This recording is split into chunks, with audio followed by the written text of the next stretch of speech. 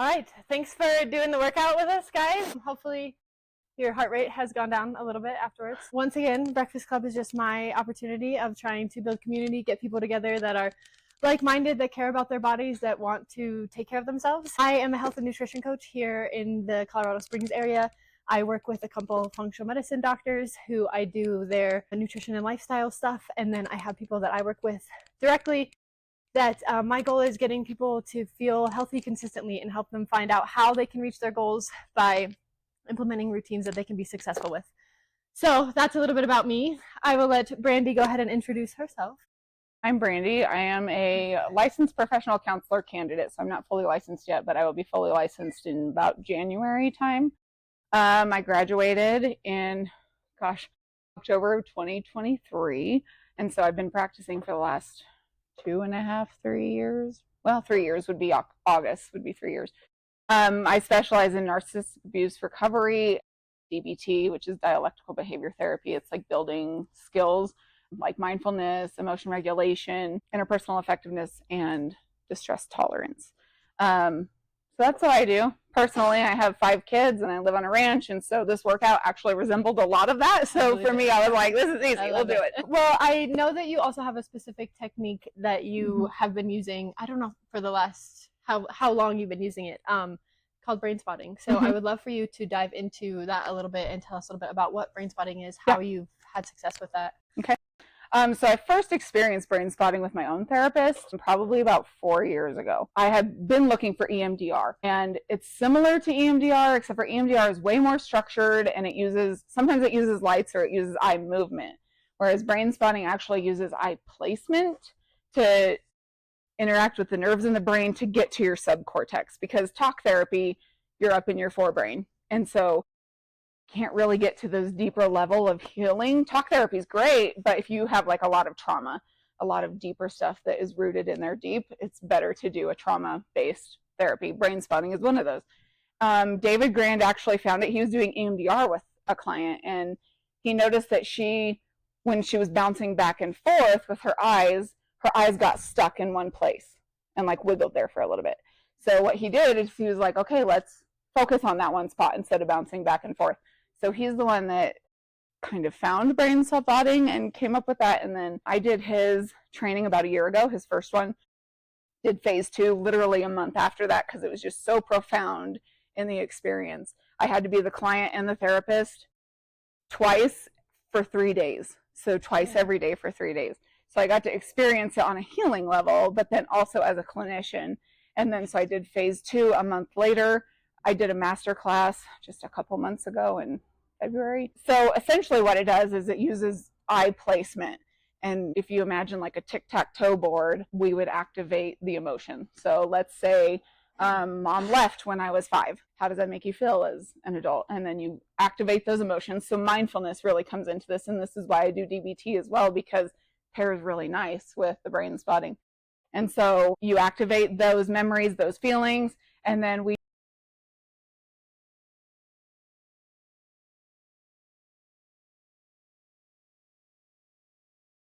that allows your brain to get down in the subcortex and start processing those layers of trauma around that event. And sometimes it's not just about mom leaving at 5. Sometimes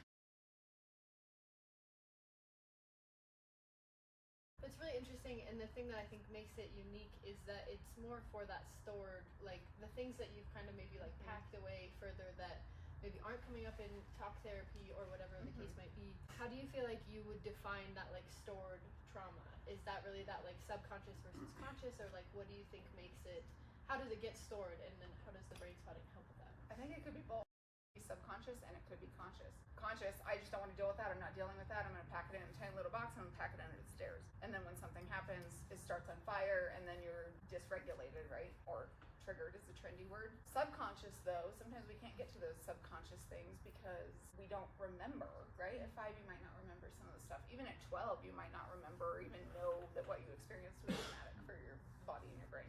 And so essentially what happens is your body stores that somewhere in your body. So with brain spotting, you'll have a physiological reaction. And then the question is, okay, where do you feel that in your body? And let's explore that. Let's sit with that and work through that. And so, I mean, what happens is you are allowed to process that and get it out of your body because trauma stored in your body creates so we got to get it out. Yeah, and I feel like you kind of alluded to the fact of when we were chatting about like what we wanted to talk about, something that we both felt really passionate about is how much it's kind of disregarded that you and your mind, body, and spirit is all going through life with you. Like it is not a one, like it's just me and my mind and we're just doing our thing, like I can ignore my body or whatever. It's very interconnected, the way that our body travels through life with us and the ways that our body holds on to the things that we go through. And whether that's in the subconscious part of your brain, whether that's in your hips, whether that's in your knees, like it ends up getting stored differently depending on the person or depending on, you know, different traumas that happen. But I feel like the thing that is unique in the brain spotting is that it kind of like targets that specifically, and it has those triggered responses that then you're able to kind of look at what the response is, and even then you can get to like, oh, and that does cause you some back pain, and you can kind of start to see what the full physiological response is instead of just isolating of like, how does it make you feel, right? Like you're kind of connecting those somatic pieces. Would you say that's...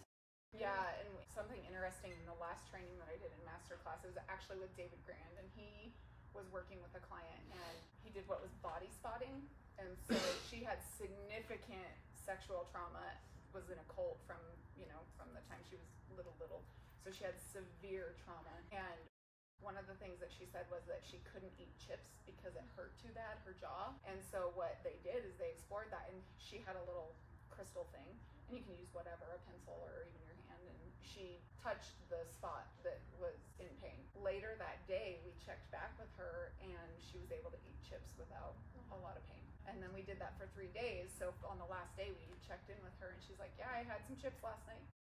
I feel like it's cool because you're also like allowing the body to show you what its response is and where that pain is coming from or whatever, rather than just attacking it one specific way. Like you're kind of allowing the response to happen. I feel like in that, like you said, stagnation or those like blockages or things that you're like storing within your body, it eventually can cause disease.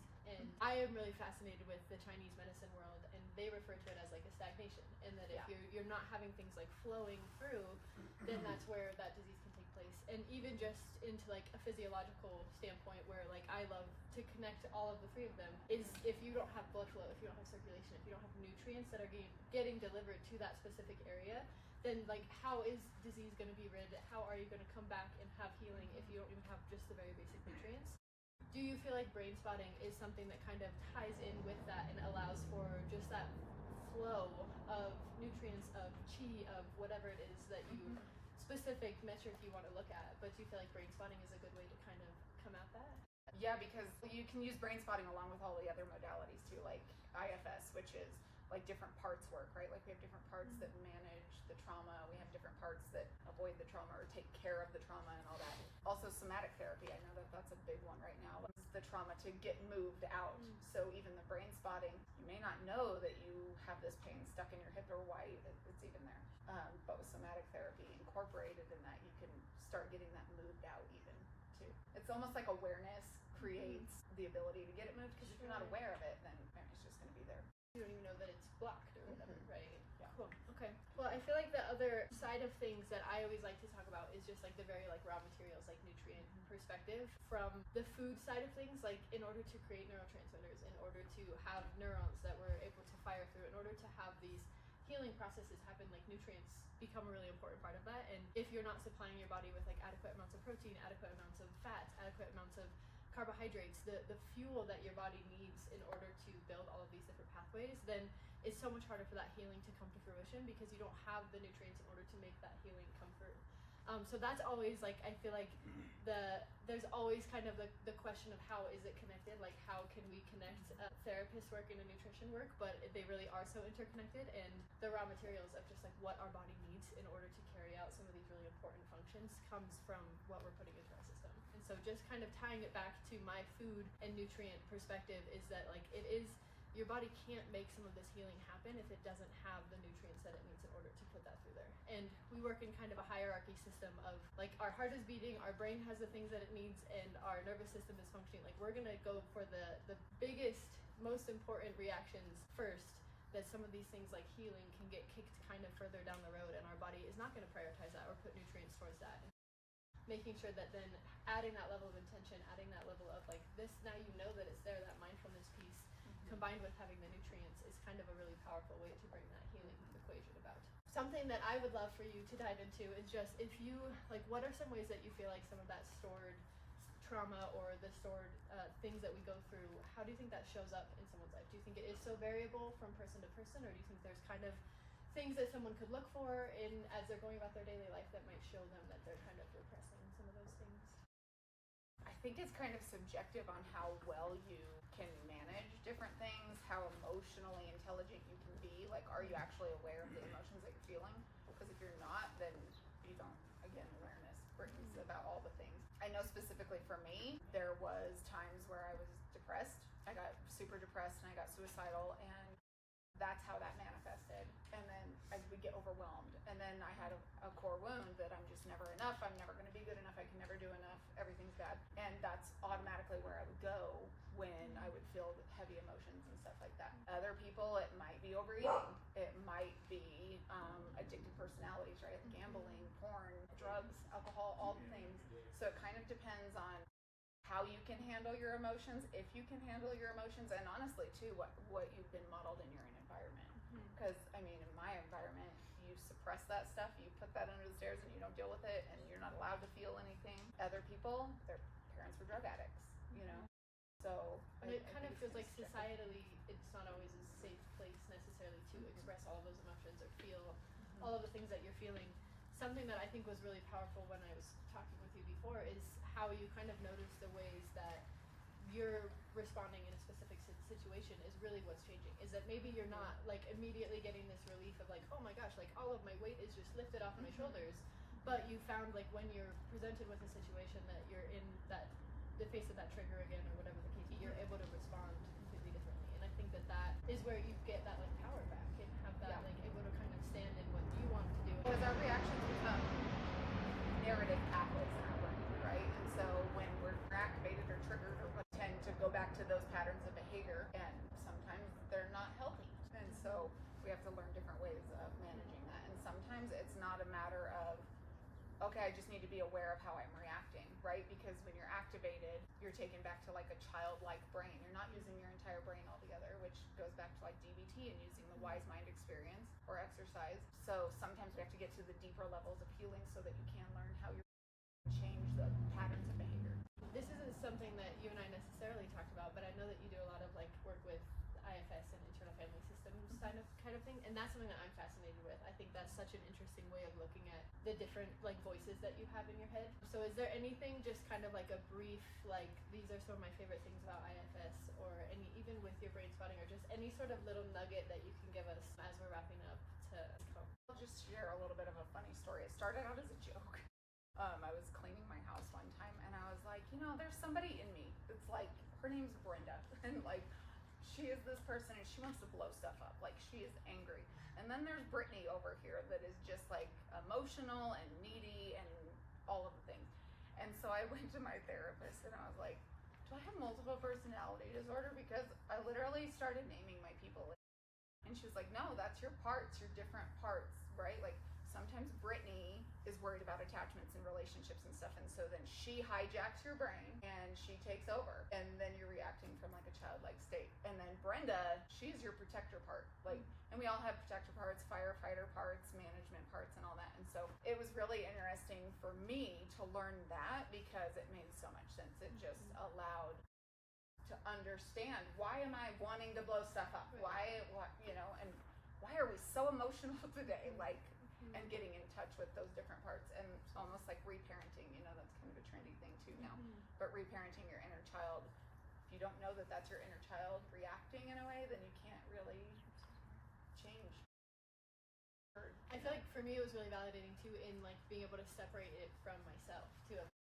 It's also, it's in me, but it's not me. Like I'm not, like I have like a self-sabotaging personality that like wants me to fail at everything. And so it's like, it's nice to be able to like, I don't want to fail. Like that's not me that is saying that, but there is a part of me that is like, we don't care about anything, just like ignore all of your responsibilities, you know, that it's like being able to say like, that's not actually what I want to do. That's just a part that will take over my brain. And then I can recognize that and kind of step back in the driving seat or whatever. Yeah. Right? So, well, I would love for Morgan, if you want to come up here, if you want to, it's up to you.